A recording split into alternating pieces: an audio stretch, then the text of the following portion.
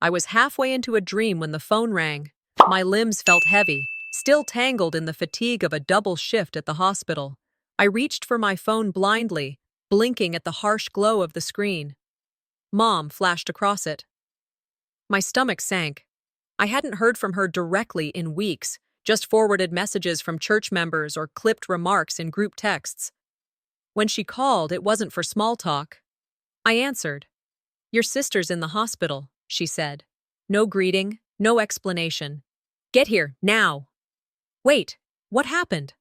I sat up, my brain scrambling to switch gears. "She's in a bad way. Don't waste time." Then she hung up. No location, no "love you," just an expectation hanging in the air like smoke. I swung my legs over the side of the bed, toes meeting the cold floor. The clock read 3:02 a.m. I dressed in the dark, jeans and a hoodie, pulled my hair into a messy bun with the same tie I used during my shifts. As I grabbed my keys, a sense of déjà vu washed over me. In our family, helping was never optional. It was assumed, etched into the skin like birthmarks we didn't choose. Snow flurries danced under the streetlights as I drove through Boise's quiet streets. The city felt too still, too clean, like it had paused to wait for something awful to happen. When I reached the hospital, the parking lot was half empty, and the air bit at my cheeks as I rushed inside. The ER wing smelled like antiseptic and artificial citrus. Familiar, not comforting. When I turned the corner into the room, Odessa was lying in bed, pale, tubes attached to her arms. Mom stood beside her, arms crossed, flanked by two women from church I vaguely recognized, always around when there was a casserole to deliver or gossip to catch. As I stepped in, their conversation stopped. The silence hit harder than a slap. "There she is," Mom said, like I was late for an appointment. "Thank God you're here." "You're a match." I blinked. A match? The church friend clasped her hands like she was praying. God bless her heart, always the selfless one. "Match for what?" I asked again, stepping closer. Odessa's eyes fluttered open, then shut again, as if she couldn't be bothered. Mom waved a hand toward the foot of the bed. "The transplant. They ran the tests already. Everything lines up." "Wait, what? No one asked me to get tested." "You've always been healthy. We had your blood work on file from the clinic. They expedited it." She said it like it was a scheduling convenience. I looked from one face to another, searching for any trace of concern or confusion. There was none, just a thick wall of expectation, years in the making. My breath caught somewhere in my chest. I didn't remember sitting down, but I found myself in a chair.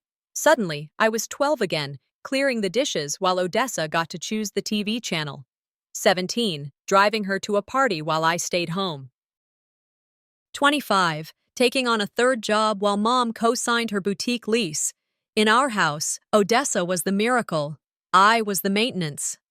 I stared at my sister's frail body, her pale lips, her ringed fingers still perfectly manicured. Of course they didn't think they had to ask. Why would they? It wasn't a request. It was a declaration dressed up in concern. Mom leaned over the nurse's station and gestured. Moments later, a nurse appeared with a clipboard. "Just need your signature here," she said kindly. I blinked at the papers. My name was already typed on the forms. "What is this?"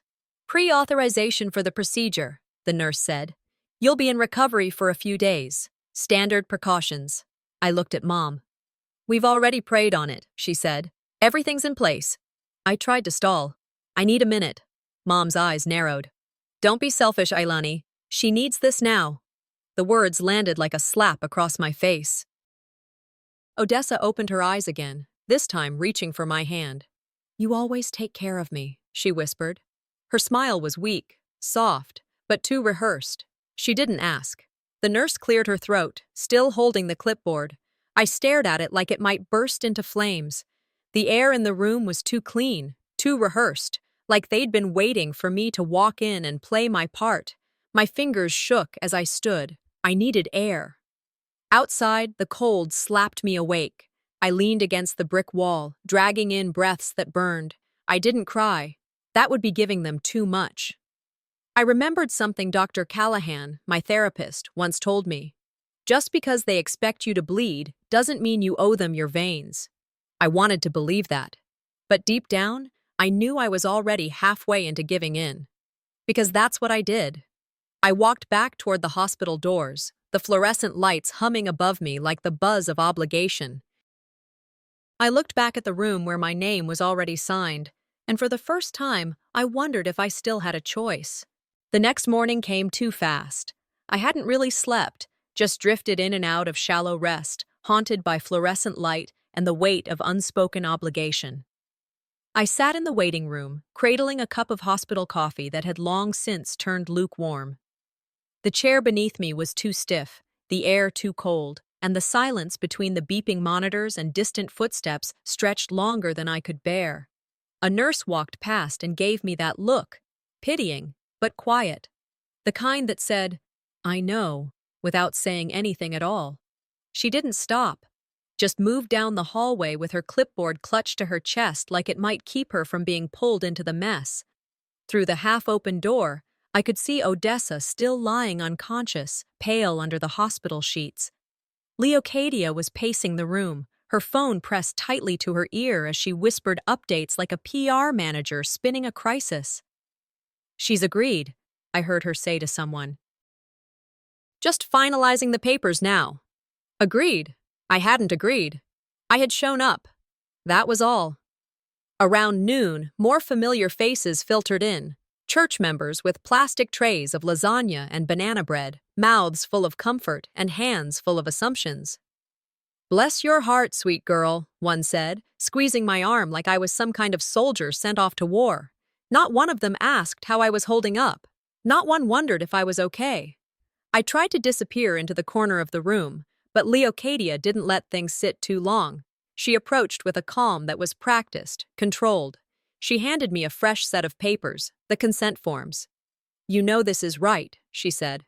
I didn't answer. My fingers curled around the edge of the form, but I couldn't bring myself to read it.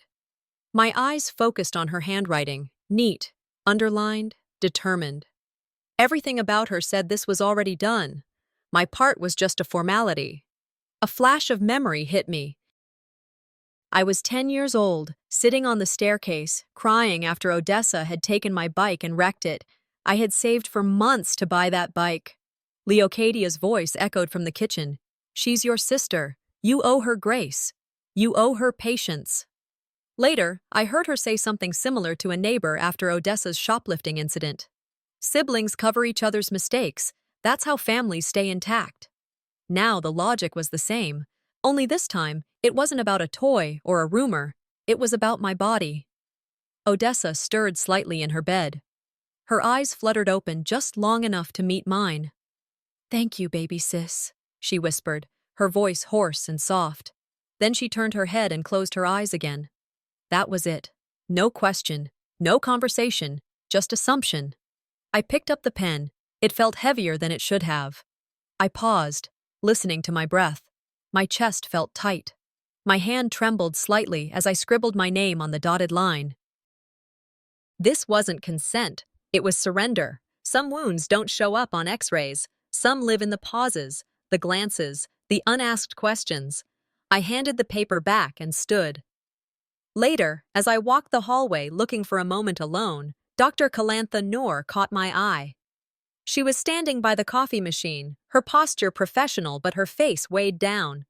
She motioned for me to join her. "I didn't want to say anything in front of your family," she said quietly, her voice low and deliberate. "But I thought you should know something." I raised my eyebrows, saying nothing. "Your sister's condition, it's manageable," she continued. "There were other options." I blinked. Manageable? "She's not in critical failure. With continued dialysis and adjusted meds, she could have waited another year or two. We discussed it. Your mother was firm about going the transplant route immediately." I stared at her. "Wait, so this wasn't urgent?" She hesitated. "Medically, it wasn't emergent. It was elective, within the bounds of family discretion." My jaw tensed. I suddenly felt as though the floor beneath me had shifted. I thanked her quietly and walked away before the anger had time to build into something sharp. In the hospital's small chapel, tucked behind a vending machine and a row of faded pamphlets, I found a wooden pew and sat. The scent of lilies and old wood filled the air.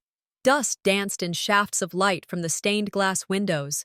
I exhaled, letting the weight of it all land. I cried there. Not loud, not desperate, just silent tears that rolled down my face and landed on my jeans. I remembered something I once read, maybe in a book, maybe on a coffee cup. Sometimes the loudest screams come out in silence. I stayed until the tears stopped. When I returned to the room, my mask was back on. Everyone was smiling, church deacon, family friend, even Leocadia, who was now updating the crowd with her voice full of warmth. "Ailany's such a giver," she told them, her hand resting lightly on the back of a chair. "Truly a blessing." I said nothing, just nodded and stood quietly by the window. The role was familiar, the silence even more so. That night, I didn't sleep. I lay on the hospital cot in the visitor's room, staring at the ceiling, letting the cold light soak into my skin. It wasn't the scalpel that hurt the most. It was the way they acted like this wasn't a big deal, like I was fulfilling a small favor, like my name on a piece of paper had no weight. And the worst part? I was starting to believe them. The hum of my apartment's radiator was the only sound filling the air as I lay back on the couch, legs tucked under a blanket I didn't remember pulling over myself. 10 days. That's how long it had been since I left the hospital with a stitched-up side and no visitors, no balloons, no casseroles. My phone sat on the coffee table, face up. No missed calls, no texts. Odessa hadn't reached out, neither had Mom. The only piece of acknowledgement in my entire apartment was a single card left by a coworker from the ER who had dropped by the day after surgery with a Tupperware of soup and a half-hearted, "You'll bounce back, right?" I'd nodded like I believed it. That card still stood on my nightstand, a pastel envelope with a generic floral design and a line in cursive. "Thinking of you." It wasn't even signed. I sipped my tea, cold now, like everything else, and let my eyes rest on the blank wall across from me. I thought about the moment they wheeled me out of the OR. I'd been groggy, the anesthesia still heavy on my tongue, my limbs useless. I opened my eyes and scanned the recovery room. No one was there, no sister, no mother, not even a familiar nurse face from the night before. Just silence, the kind that grows heavier the more you try to breathe through it. That silence stuck with me. It lingered longer than the incision pain. 3 days later, I was back home, alone. Groceries magically showed up in my fridge. I assumed Mom had paid for a delivery service, but there was no note, no "get well soon" taped to a bag. Only the essentials: bread, eggs, a jug of orange juice I hadn't bought in months. The quiet wasn't peaceful. It was loud, deafening, even. I opened my laptop that afternoon and found a message from a friend with the subject line, "You should see this." It was a link to a video from the hospital's recent donor appreciation event. The screen lit up with images of families hugging, patients wiping tears, and applause echoing off auditorium walls. And then I saw her, Odessa. She was standing under bright stage lights, her makeup flawless, hair curled into soft waves. She wore a tailored pale blue dress that showed just enough of her shoulders to say, "I'm fragile," but still screamed, "I'm fabulous." Her voice came through the speakers, clear, confident. "I'm here because of faith, because of the incredible doctors, and because of my mother who held my hand every step of the way." The room erupted in applause. My name wasn't mentioned, not even once. She didn't glance toward the audience where I knew I had been supposed to sit, if I had been invited. But I hadn't, and now I knew why. They wanted a clean story, a pretty one, not one with messy parts like obligation, guilt, and coerced signatures. I leaned back in my chair, hands gripping the armrests, and whispered to no one. I wasn't erased. I was never meant to be seen. The video ended with Odessa blowing a kiss to the audience, and in the comments section, a family friend had written, "She's such a fighter, a real inspiration." I closed the tab before I could read more. Later that evening, I opened Instagram, something I hadn't done in days. The first post to pop up was Odessa's.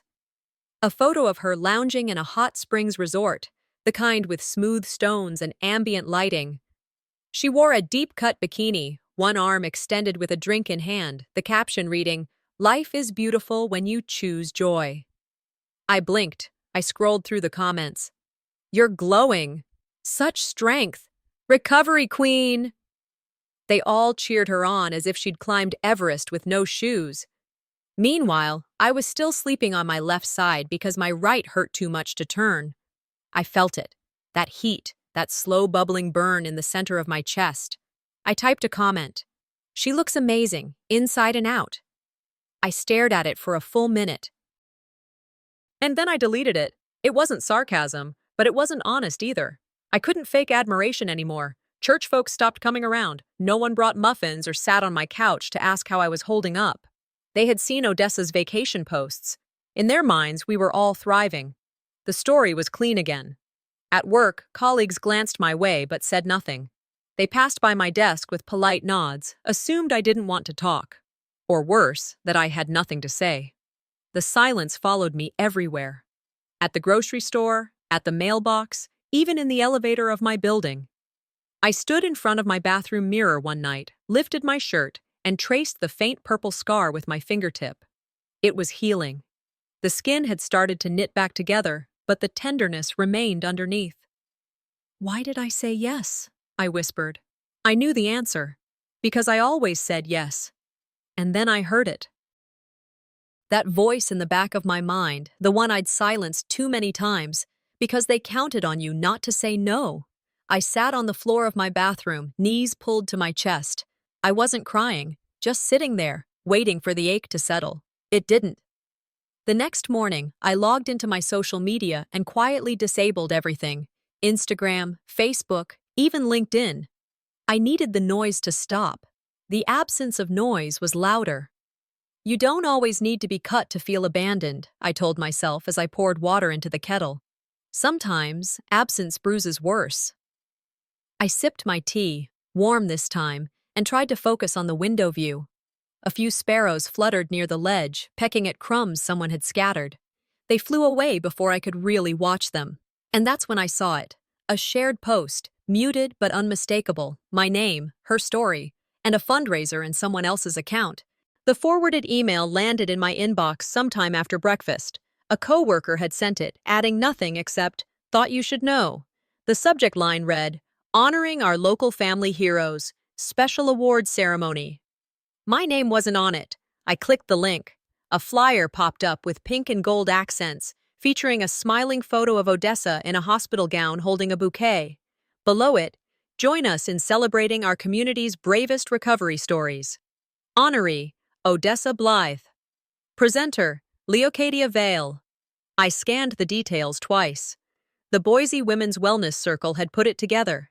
Apparently, Odessa was being honored for her resilience, for overcoming the unimaginable. Leocadia was being recognized for her steadfast care and maternal strength. I stared at the words until they blurred. I wasn't mentioned, not as a participant, not even as a guest, just not there, the circle. And I wasn't in it. I didn't reply to my coworker's email. I didn't ask for clarification. I just clicked Mark Unread and stared out the window for 20 minutes, watching a squirrel dig through half-frozen mulch under the bushes outside. The stillness of that moment was louder than any insult they could have spoken aloud. On the day of the ceremony, I put on a black blazer and jeans and drove across town to the community hall. Not to make a scene, just to see it for myself. Just to make sure I hadn't made it all up in my head. The room was filled with chairs wrapped in pink tulle, paper lanterns floating gently in the air, conditioning breeze. The front table was covered in roses. Banners flanked the stage. Family, unity, resilience. Odessa stood at the center, glowing like she'd just walked off a magazine cover. Leocadia hovered nearby, arranging her daughter's dress straps with the finesse of someone used to being stage manager, not caregiver. I found a seat in the back corner. No one noticed. Or maybe they did and chose not to. A slideshow played on the screen. Photos of Odessa through the recovery process, smiling in her hospital bed, taking selfies with nurses, hugging mom with one arm while holding a recovery journal in the other. There were family shots too. Odessa and Mom at the doctor's office, Odessa and Aunt Ruth lighting candles at a church vigil, Odessa alone standing outside the hospital with a sunbeam falling just so across her cheek. Then there was a blurry photo, flashed quickly. A figure behind a curtain, holding a chart. Me, out of focus, labeled in the caption as support staff. The final frame? A plaque etched with gold foil, presented to Odessa Blythe. For courage in the face of adversity, Leocadia Vale. For exemplary care and strength. Donor support. Staff, AA. Vega. I stared at the screen, mouth shut. I wasn't listed as family. I wasn't acknowledged as a sister. I was an assistant. A footnote. It's amazing how erasure can wear a polite face. It smiles. It claps. It decorates itself with ribbons and handshakes. After the ceremony, I slipped out without speaking to anyone. The applause still rang in my ears like the aftershock of something detonated too close to the heart. That night, I sat on my bed, scrolling through my phone. Odessa had already posted a video from the event. She was smiling, surrounded by flowers, her caption bursting with emojis and words like blessed, humbled, and grateful. I stared at her face for a long time. Then I sent a message. Congrats on today. I saw the post. She saw it within seconds. Didn't reply. I waited. Maybe she was overwhelmed. Maybe she needed time. An hour later, I checked again. Her Instagram story showed her dancing with friends at the after-party, drink in hand, laughter on full volume. I sent another message. Just wondering why I wasn't invited? Nothing. I set my phone on the windowsill and whispered into the dark. So now I'm a ghost with a scar. The next morning, I went for a walk at the park. It was early, barely any joggers, just a few moms with strollers and an elderly man feeding ducks from a plastic bag. I sat on a bench, trying to breathe through the tightness in my chest. A woman sat down on the other end of the bench, maybe mid-60s. She wore a faded denim jacket and soft beige sneakers. She glanced at me once, then back to the path ahead. "You got the kind of hands that twist themselves when you're holding back," she said, not looking at me. I didn't respond. "Sometimes families forget the one who never needed saving," she added after a pause. I turned my head slowly. "Excuse me?" She finally looked at me. "You're carrying something, and it's not your fault they never said thank you." I opened my mouth, but nothing came out. "I have a daughter like you," she said. "She's the strong one, gets left out a lot." I tell her, "Strength doesn't mean silence." I nodded once. "Don't wait for them to notice. Just start noticing yourself." She stood, walked away, her footsteps quiet on the gravel path. I stayed on that bench another 15 minutes. That afternoon, I opened my journal and wrote one sentence. What they give Odessa is applause. What they give me is expectation. I stared at those words, then underlined them. I wasn't planning revenge. I wasn't interested in public shaming, but I needed a boundary. I needed something that didn't ask for permission to exist. Later that night, I stood in front of the mirror again. This time, I didn't lift my shirt. I didn't trace the scar. I just looked into my own eyes. I didn't want recognition. I wanted respect. They didn't offer either. The moment I opened that fundraiser link, I realized they didn't just steal my name. They were profiting off it. It started with an invitation. A text from Leocadia, short, overly cordial, too rehearsed. "Lunch this Sunday. Just us. Time to reset and heal. Hope you'll join." I stared at the message for longer than I care to admit. Something about the wording set me off. Time to reset sounded like I had glitched. Like my grief, my silence, my anger was some kind of software error to be patched. Still, I went. Maybe I was curious. Maybe I still believed in impossible reconciliations. Or maybe I wanted to watch the farce unfold with my own eyes. Their house looked the same. White shutters, the welcome mat with frayed corners, the azaleas trimmed just enough to suggest control. I stepped in, and the smell hit me. Cinnamon and clove, probably from the same candle they lit every holiday. Familiar, but not comforting. The dining table was set for 8. I was placed at the far end, away from the centerpiece of action. My plate had mismatched silverware and my chair wobbled slightly, like it hadn't been used in a while. Conversation bloomed around me. Talk of Odessa's new social media deal with a wellness brand. They loved her recovery story, someone said. She's got such grace under pressure. Then a cousin chimed in. It's so rare to see someone turn pain into influence like that. Nobody asked me how my incision was healing. No one checked if I was back at work. I listened to them clink glasses and pat each other on the back like they had orchestrated a medical miracle. I cut my chicken breast in silence, chewing methodically. In that moment, I didn't feel like family. I felt like catering. After dessert, I cleared my throat gently. I was surprised, I said, choosing my words slowly, not to be invited to the award ceremony last week. The room stilled, not abruptly, but subtly. Forks paused mid-air. Only the sound of Odessa stirring her tea remained. Leocadia glanced up with a tight smile. Oh, sweetheart, we didn't want to make it about you. I blinked. I was the donor. That's exactly why, she said, placing her napkin on her lap. It wouldn't have been appropriate. You know how people can get. They might have thought you were trying to overshadow Odessa's journey. Overshadow. The word landed like a slap. I gave part of myself, I said, quieter than I meant to, but clear. She met my gaze without flinching. And we didn't ask you to. There it was. No apology, no hesitation, just a truth she'd been holding back and finally felt safe enough to say out loud. No one else at the table said a word. The silence was a jury's verdict. I didn't finish my coffee. I didn't touch the pie. I just excused myself with a nod and walked toward the door. Outside, the air was cooler than I expected. I reached my car, keys already in hand, when I heard Odessa's voice behind me. Wait up, she said, her heels tapping too loudly against the pavement. I stopped but didn't turn. You made people uncomfortable today, she said. I turned then. By asking to be treated like I mattered? She didn't blink. You looked upset the whole time. People noticed. It wasn't graceful. I laughed, not out of amusement. It was the kind of laugh that escaped like steam from a cracked pot. It's called pain, I said. I'm still recovering.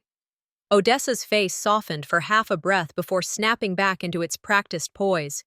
You should try smiling more. It's what people remember. And with that, she turned and walked back inside. I drove home in silence. The radio stayed off. I didn't want noise. I wanted space. At home, I kicked off my shoes, collapsed onto the couch, and pulled out the journal I'd left untouched since the hospital. I flipped to a page dated the day after surgery. The entry ended with, "Maybe one day they'll say thank you." Beneath it, I wrote, "Being good never protected me from being erased." I sat there staring at the ink until it dried. Then I opened my laptop. I drafted an email to the event organizer from the Boise Women's Wellness Circle. It wasn't emotional. It wasn't accusatory. It was facts. My name had been listed as donor support staff. No mention of familial relation, no photo, no voice. I wrote it all down, and then I stared at the send button. I hovered, then closed the window. I wasn't ready to fight in words yet, but I was done staying quiet. I shut my laptop and walked to the bathroom. I turned on the light and looked in the mirror. My reflection stared back, tired but alert. My jaw was clenched. I used to think being the quiet one was strength, I said out loud to my own image. But silence can be a muzzle, too. I turned off my phone and placed it face down on the kitchen counter. I poured a glass of water, drank it slowly, and stared out the window as dusk settled in. Then I said it, not to the room, not to anyone listening, to myself. I deserve better. Monday mornings never had the courtesy to be gentle, but this one arrived with a different kind of cold. I brewed my usual coffee and opened my laptop, fully expecting the monotony of bills, work updates, and maybe a promotional email offering 10% off something I didn't need. What I didn't expect was the subject line blinking in my inbox. Is this you?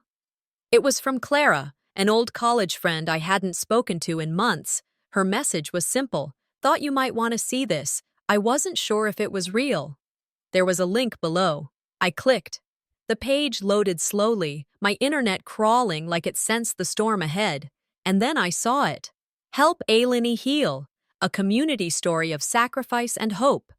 Below the title, a photo of Odessa, smiling bravely, with Leocadia standing beside her, hands gently clasped like she was posing for sainthood.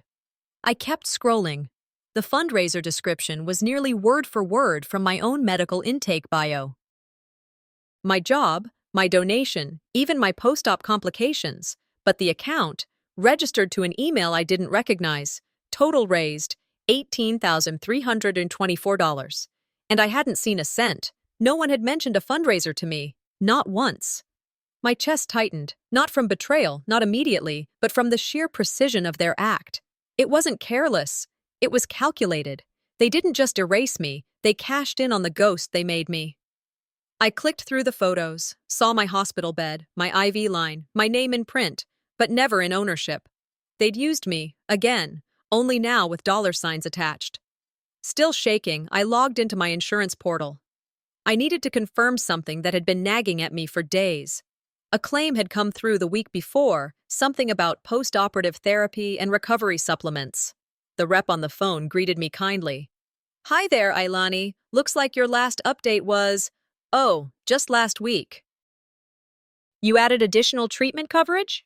"I didn't," I replied flatly. A pause. "Well, it says here that there was a submission from your provider under your name. Includes reimbursement for therapeutic massage, scar reduction creams, a dietary consultation, and 2 post-op mental wellness sessions." I stared at the screen.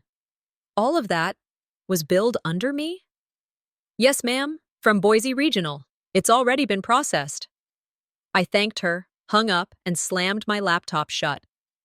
My hands trembled with more than adrenaline. It was disbelief colliding with fury.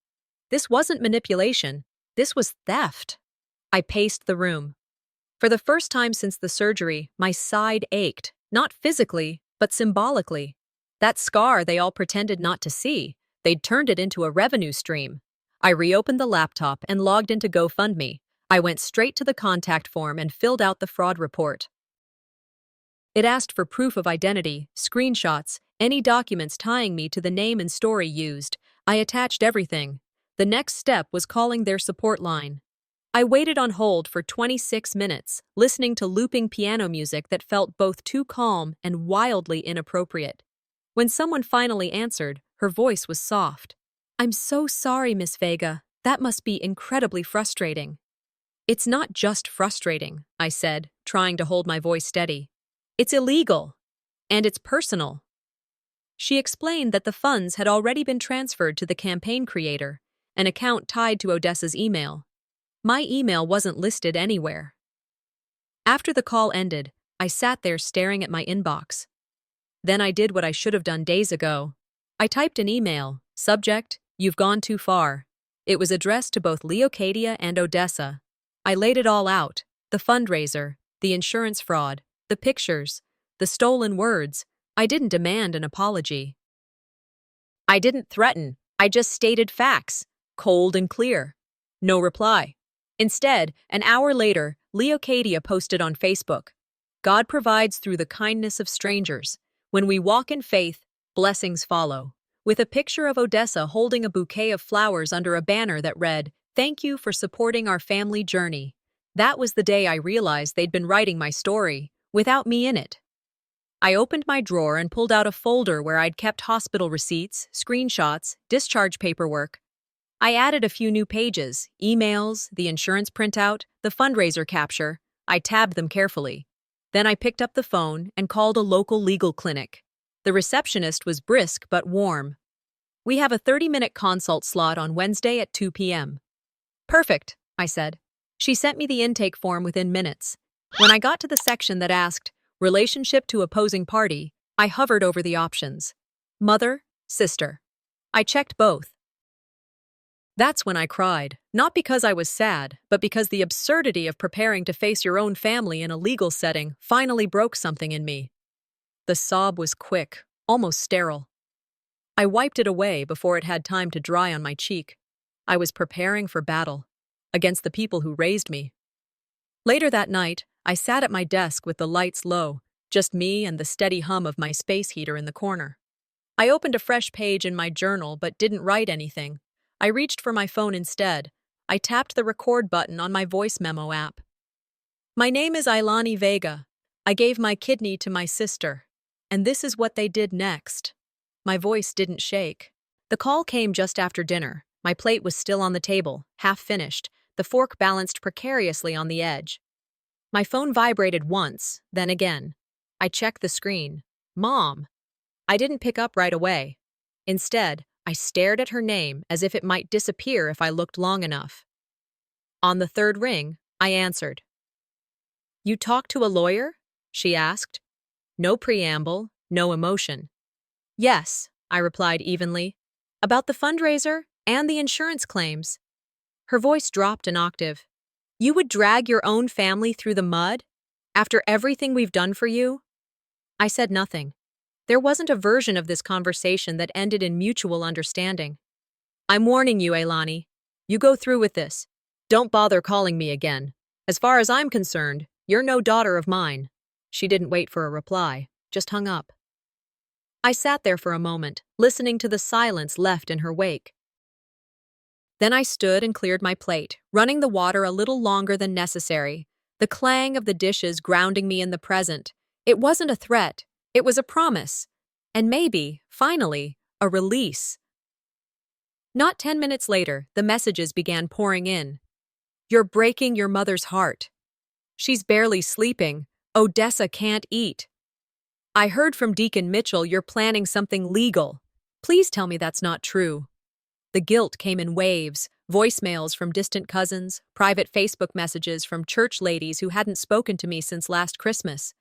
They all said the same thing, different flavors. Why are you doing this? Can't we solve this like family? Meanwhile, Leocadia had posted a cryptic status on her page.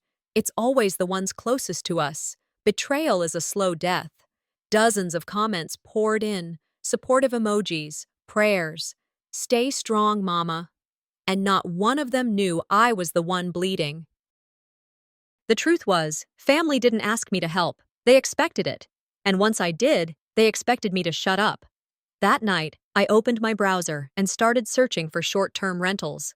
My lease was ending in 2 weeks, and there was no way I was renewing it, not after everything. I needed distance. I needed a space untouched by their shadows. By morning, I had bookmarked 4 listings, modest places, quiet streets, small kitchens, enough room for solitude. Around noon, my phone buzzed again. This time, a text from Leocadia. If you leave town now, it'll only make you look guilty. I didn't respond. A few hours later, Odessa called. You don't have to move, she said softly. This is just a misunderstanding.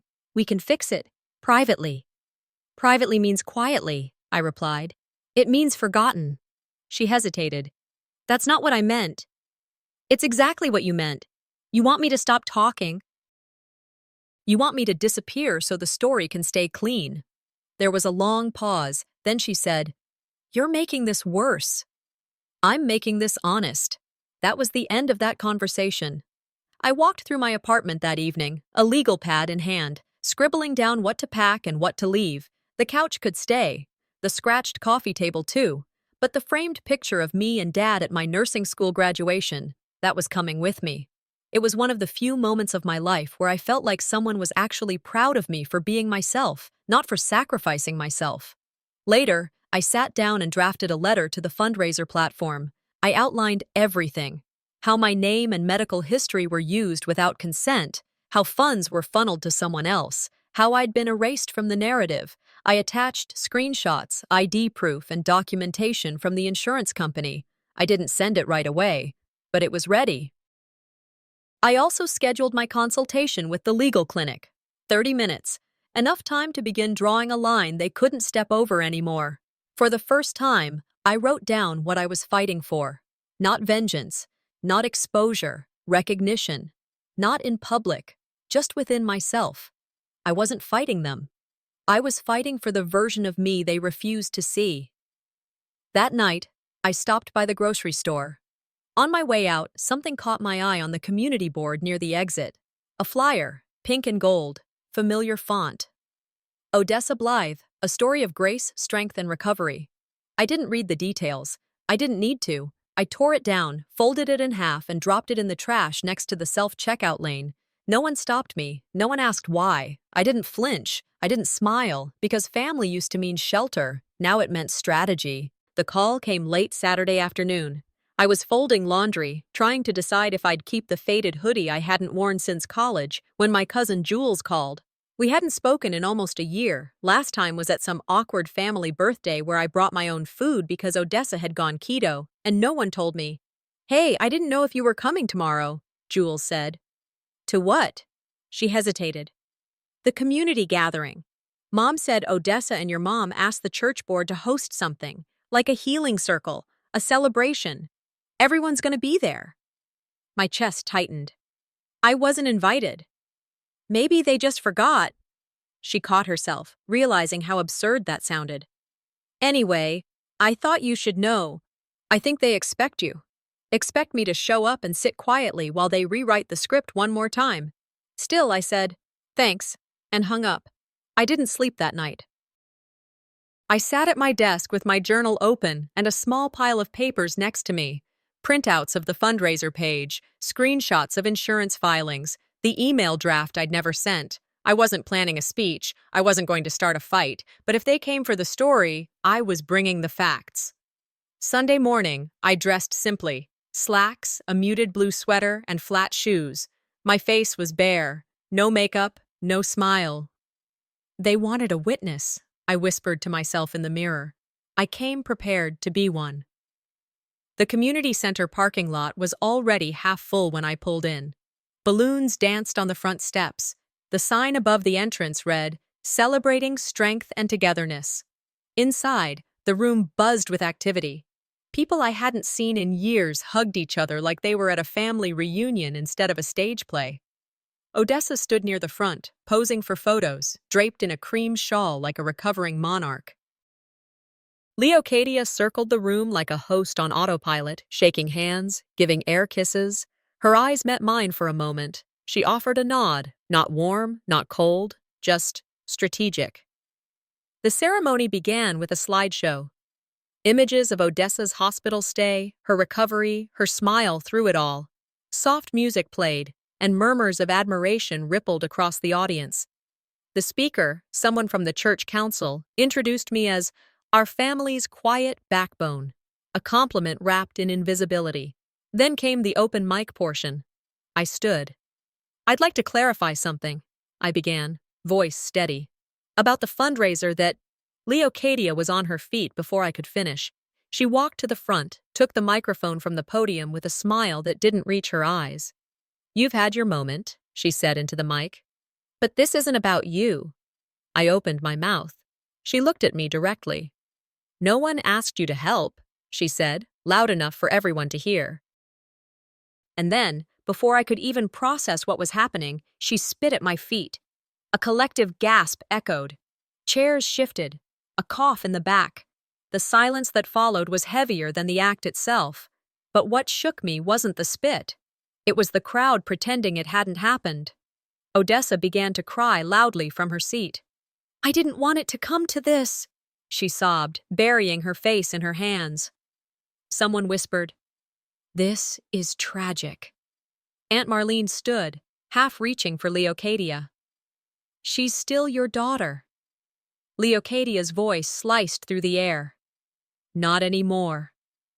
I stood there, motionless, not because I was scared, but because I was deciding how to remember this moment. Then I turned and walked out. My legs felt steady, but my hands wouldn't unclench. A volunteer at the door, a teenager with too much eyeliner and a clipboard, held the door open for me. She didn't say anything at first, but as I passed, she leaned in. That took more courage than they'll ever know. Outside, the wind hit me in the face like a slap of fresh air. I didn't cry, not even when I got into the car and gripped the steering wheel so hard my knuckles turned white. That night, I turned my phone face down after the 5th text. Your mother's blood pressure spiked after your stunt. Odessa's heart rate dropped, stress-induced. If something happens to them, how will you live with yourself? Not one message asked how I was doing. Not one person said, "Are you okay?" It was funny how they always worried about what I might do to someone else, but never about what was being done to me. I sat on the couch, journal in hand, and wrote down the scene, every word, every expression, every movement. Then I opened my laptop and began drafting my first blog post. When you save someone's life and they use it to bury yours. I wrote and deleted the title 3 times before settling on that line. My hand didn't shake. And the last sentence came as clearly as if it had been waiting in me all along. I am not the villain. I am the evidence. By the time I opened my eyes Monday morning, my phone had already imploded. Dozens of missed calls, triple the notifications, 2 new voicemails from numbers I didn't recognize, and 5 texts starting with, "Hey, I saw the video." I sat up slowly, my muscles stiff with the ache that always follows emotional whiplash. I grabbed the phone and scrolled through the onslaught. Facebook tags, Instagram mentions, group texts from people I hadn't heard from since high school. One message read, "Girl, this is wild. You okay?" I clicked the first video someone had attached. It was grainy but unmistakable, footage from the community center the day before. The camera zoomed in just in time to capture the exact moment Leocadia walked up to the mic, turned to me, and spat at my feet. Her voice clear as crystal. "No one asked you to help." The video title? "Mother Turns on Daughter After Life-Saving Kidney Donation." My hands tightened around the phone. I tapped into the comments. "She's just attention-seeking. Imagine humiliating your own mother like that. Classic millennial martyr complex." And in between, the sludge were a few lifelines. "This broke me. I've been there. Families can be cruel." Her face at the end, that's pain. When your private pain becomes public content, you don't get to control the angle. That thought echoed in my mind as I placed the phone's screen down on the table and stared at the wall. My inbox filled throughout the morning. Emails from strangers, some who thanked me for standing up, some who told me to sit down. A few journalists wanted a comment. A podcast producer invited me to share your truth on air. I declined all of it. I wasn't looking for a stage. I had one. I just didn't ask for it. I checked Odessa's Instagram out of habit. Her newest story was a black and white selfie, eyes red-rimmed, captioned, "It hurts when people twist the truth for likes." Leocadia had posted a Bible verse, "Honor thy mother and father, even when it's hard." They lost control of the story, so now they were rewriting me as the villain. That afternoon, I saw something that cut deeper than any online attack. Saskia, my oldest friend, shared a post. A simple text image. "We may never know the full story, but family deserves loyalty." It hit like a punch I wasn't braced for. Saskia had held my hand through nursing school. She was the one who'd let me sleep on her couch after a bad breakup. She was there the night Odessa crashed my car and left me with the bill. And now? I messaged her directly. "Is that about me?" She read it, didn't reply. I sat on the floor, back against my couch, letting the weight of it settle in my chest like wet cement. People don't stand with you when they're still afraid of the people who hurt you. Being right never guaranteed being believed. That evening, I wrote a letter to myself, not for posting, not for sharing, just for clarity. You did the right thing, even if no one claps. I tucked the letter into my journal, then picked up the phone and called a reporter I trusted, someone I'd met once during a hospital fundraiser. We weren't friends, but she'd always struck me as someone who didn't chase scandal. "I don't want to go public," I told her. "Not yet. I just want a record." She agreed to meet me that week, said I could bring everything I had. Just a conversation, no pressure. I hung up and pulled out my documents, organized, annotated. I started logging the hateful texts, screenshotted every public smear, every vague post aimed my way. I filed them neatly by date. They broadcast. I archive. Later, I'll testify. That night, I walked to the neighborhood bookstore, needing to get out of my apartment. The air outside was cold enough to pinch my skin, but I welcomed it. Inside, I wandered past titles I'd seen 100 times until something caught my eye. A display table titled, "Families, the Ones We Build." I picked up a slim paperback, flipped it open, read a line about chosen bonds and healing without apology. I bought the book, scribbled a note on a sticky pad at the register. You're allowed to rewrite your definition. Then I slipped the note into the front cover and left it on the community bench just outside. Maybe someone else needed that page more than I did. Walking home, I felt the weight of solitude pressing down but not breaking me. I may be alone, but I'm not confused anymore. Then, just before I reached my apartment door, my phone buzzed again.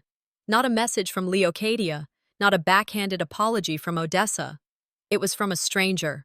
Subject line, "You don't know me, but I have something you need to see." The email arrived at 6:43 a.m., just as I was reaching for my second cup of coffee. Subject line, "You need to see this." There was no sender name, just a Gmail address I didn't recognize. I stared at it, thumb hovering above the screen for a full 30 seconds before finally tapping to open it. Inside was a brief message. "I worked with your sister's event team. I thought you deserved to know what they've been saying." Attached were 5 screenshots. The first one was a group chat, Leocadia, Odessa, and someone named Event Amy. The conversation was about the fundraiser. Odessa, "We should control the narrative. If she speaks out, it'll look messy." Leocadia, "She won't. She's too passive to fight us. She'll just sulk." The next message had an outline titled Public Framing. Underneath, bullet points. Ailany equals quiet hero, when useful. Emphasize emotional toll on Odessa. Prepare sympathy. Post if backlash begins. Don't engage her online. Makes her look bitter. I scrolled through all of it, my breath caught halfway between fury and disbelief. Turns out, I wasn't invisible. I was underestimated. I took my laptop from the kitchen counter, walked it to my desk, and pulled up the blog draft I had started weeks ago. My hands didn't tremble as I typed. I wasn't writing from emotion anymore. This was evidence. This was record-keeping. The title, The Donor Nobody Thanked. I began with the facts, dates, the surgery, the GoFundMe they never told me about, the insurance charges in my name. I inserted screenshots, fundraiser posts with my story, but none of my control, Leocadia's social posts thanking God's path, and the newest chat logs from the anonymous source. Then I included a photo of my discharge papers and a scan of my insurance statement, highlighted. Finally, I wrote the part they didn't think I would, how it felt waking up from surgery alone. How they clapped for my absence and cried for their performance. By the time I hit publish, it was almost noon. I didn't expect anything massive, but within 2 hours, the post had 300 shares, then 700. By evening, it passed 1,200. I received messages from strangers, some thanking me, others sharing stories of family betrayals that had lived in their throats for decades. A woman from Minnesota wrote, "Your post saved me from signing away my pension to my brother's startup. Thank you." Another message read, "You're not crazy. You're not dramatic. You're brave." I didn't feel brave. I felt accurate. By the next day, a local reporter emailed asking for an interview. A medical ethics professor wanted permission to use my post in her upcoming seminar. A nonprofit in Washington state offered a virtual platform if I ever wanted to speak. I didn't answer right away. I just sat with it. Not everything needed to be shouted. Sometimes, being heard was enough. The day after, I stopped by the library. I wasn't there for books. I needed quiet. But the librarian, Ms. Chen, gave me a knowing look.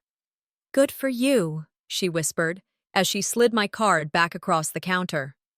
As I walked to the community board near the exit, I saw someone had pinned an article printout of my blog beneath the flyer that once featured Odessa. Someone had crossed out the word inspiration and scribbled next to it, "Truth deserves the mic." It wasn't revenge, it was restoration. Of my name, of my truth. I picked up coffee from my usual spot later that day, and the barista, maybe 22, blue hair, smiled wide as she handed me my order. "You're Ailany, right? From the blog?" I nodded slowly. "My mom read your story to our whole family over dinner. We cried." "Aw, you said what most people can't." I walked out holding the cup like it weighed more than coffee. That evening, while going through a box of old documents for the case file, I found a photo tucked behind a tax return. It was from Odessa's birthday party 6 years ago, the one I paid for, the one where I bought the decorations, baked the cake, and drove across town to pick up the custom sign that said, Odessa's Big Day. In the photo, everyone was there. The table sparkled with confetti. Odessa was front and center, grinning. And me? Barely visible, blurred at the edge of the frame, half out of shot. I turned the photo over. On the back, written in Leocadia's cursive, Our perfect day. No mention of who made it possible. They didn't just erase me from public view. They started years ago, at home. I slipped the photo into a plain envelope. No note, no return address, just the image. The next morning, I walked to the post office and mailed it to my mother. That night, I opened the voice memo app on my phone and recorded slowly, deliberately. You can't be written out of a story you're finally telling yourself. I paused, looked at my reflection in the darkened screen, and for the first time in weeks, I smiled, not because I'd won, but because I was no longer waiting to be allowed. The mediation felt less like a conversation and more like a silent performance in a room that smelled faintly of overbrewed coffee and legal stationery. The neutral law office, with its beige chairs and framed landscapes, did little to soften what was never meant to be soft. Leocadia sat on one side of the table, her posture rigid, arms crossed like she was holding in a lifetime of entitlement. Odessa looked bored, flipping through a pamphlet on conflict resolution while avoiding my gaze. Their attorney did most of the talking. This isn't about denying her experience, he said, referring to me like I wasn't sitting right there. But a public retraction would damage their standing in the community. I blinked slowly. So would continuing to lie. Odessa sighed, offering a bland, I'm sorry for how things turned out. She might as well have been reading a grocery list. Leocadia never spoke directly to me. She kept her eyes on the lawyer's notepad, tapping a pen against her thumbnail. The mediator tried to redirect. Is there any resolution you're willing to accept today? I looked at the three of them, then back at myself in the black glass of the water pitcher. No, not today. We left with no signatures, no settlement, just silence that echoed louder than any argument could have. And I knew, deep in my bones, they hadn't come to make peace. They came to silence me legally. The next day, I checked my mailbox on the way in from work. Inside was a cream-colored envelope. No return address. The handwriting on the front said, Ailany. Not my name. I opened it. Inside was a card with pastel flowers and gold cursive that read, I'm sorry if we made you feel unseen. The signature was neatly written. Odessa. I held the card in my hand for a moment before walking to the fridge and pinning it beside the grocery list. Not because it brought me peace, but because I wanted the reminder. They still couldn't say my name right, even after taking everything it stood for. That weekend, I took myself to the art supply store. It had been years since I'd picked up a brush, but the smell of acrylic paint and canvas instantly felt like a home I had once forgotten. I bought 3 blank canvases, a set of soft brushes, and a palette that didn't match anything in my apartment. Bright, chaotic, unafraid. At home, I pulled the table to the window and set everything up. The first stroke of color was hesitant, the second, defiant. By the third, my hand stopped hesitating. I painted for hours without thinking. When I was done, I didn't name the piece. I didn't share it online. I just hung it in the hallway, across from the bathroom, where I'd see it every day. Healing wasn't loud. It wasn't dramatic. It was in the quiet hours I gave back to myself. On Sunday evening, while scrolling absent-mindedly through my feed, I saw a photo that stopped me, the family dinner. Leocadia at the head of the table, Odessa beside her, cousins, aunts, even Uncle Gary, who hadn't shown up to anything in 5 years.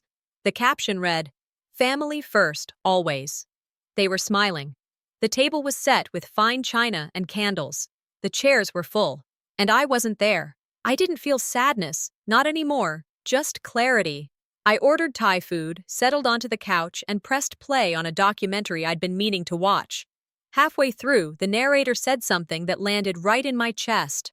Sometimes survival is choosing not to return. They set the table, but I brought peace to mine. The next morning, I sat at my desk and opened my blog platform.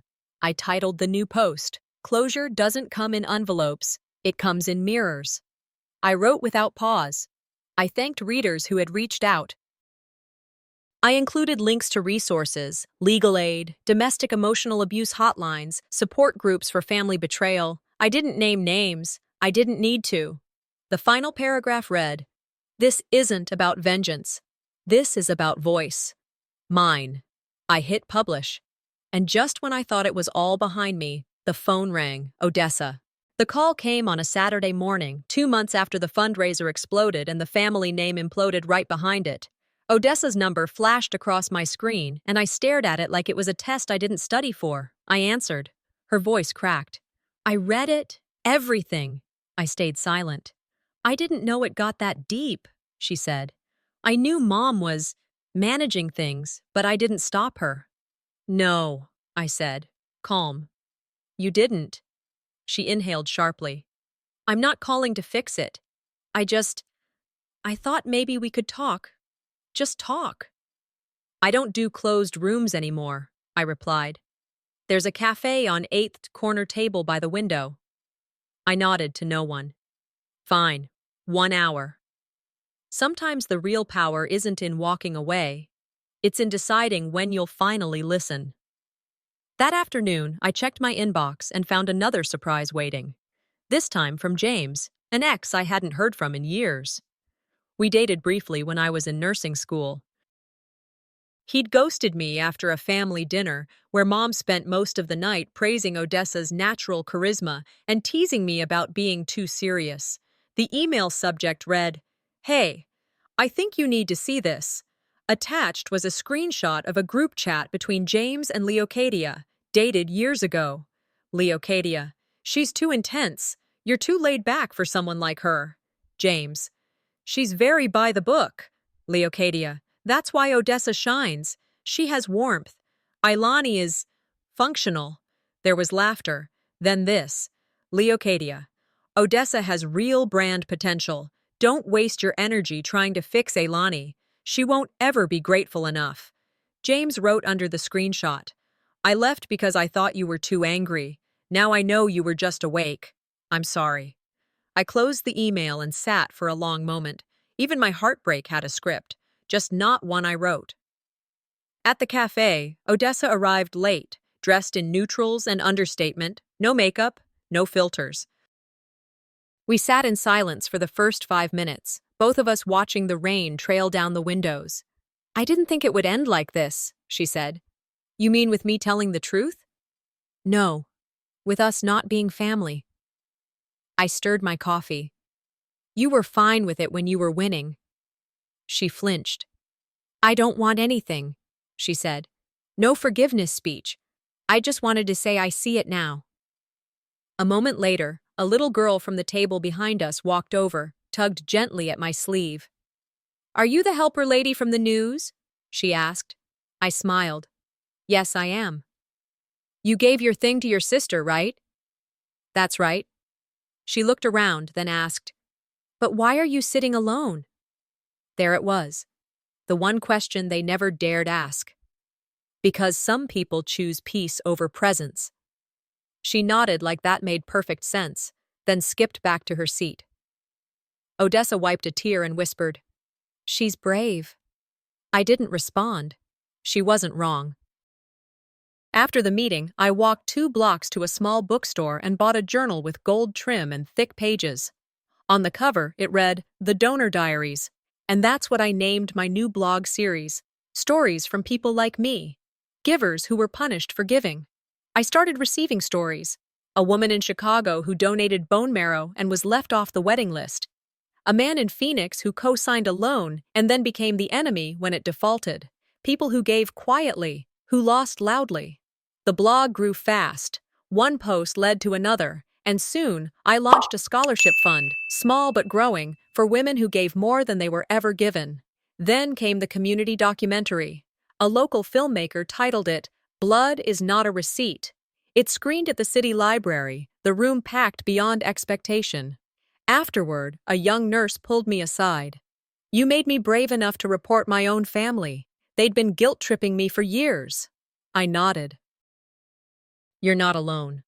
I know that now, because of you. I didn't change the past. I changed what it meant." A few weeks later, an envelope arrived. Cream paper, soft floral scent. The handwriting was unmistakable.